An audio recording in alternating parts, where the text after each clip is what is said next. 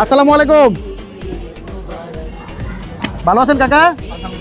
আপনাকে দেখে আমার খুবই সাহস লাগতেছে, কারণ পিছনে যতগুলো গরু কাটতেছে দেখলাম যে আপনার বয়সের একদমই পাইলে এই সাহসও কেউ দেখায় না।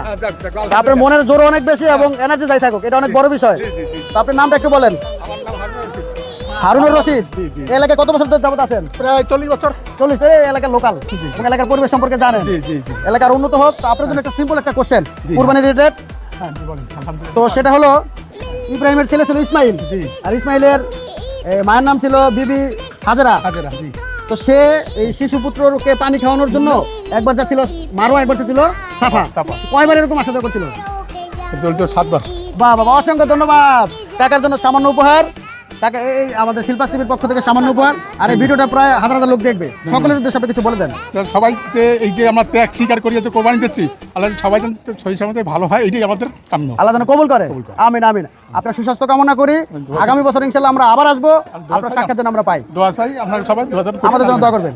ঈদ মুবারক।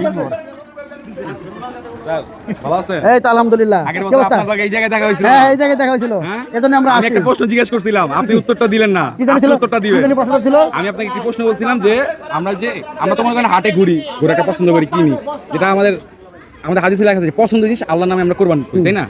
অনেকজন করে কি হ্যাঁ এরকম টাইম নেই, ঢাকা শহরের মানুষেরা তারা করে কি বিভিন্ন ফার্মে যায় লাইভ ওয়েটে গরু কিনে। আচ্ছা আচ্ছা। এখন আমার প্রশ্ন এটাই ছিল আপনার কাছে আগের বছর, কিন্তু এটা আগের বছরের প্রশ্ন, আরেকবার পরে যে লাইভ ওয়েটে যে গরুটা আমরা কিনি, সেই গরুটা যে আমরা কোরবানি দিই, সেটা কি হালাল নাকি হারাম?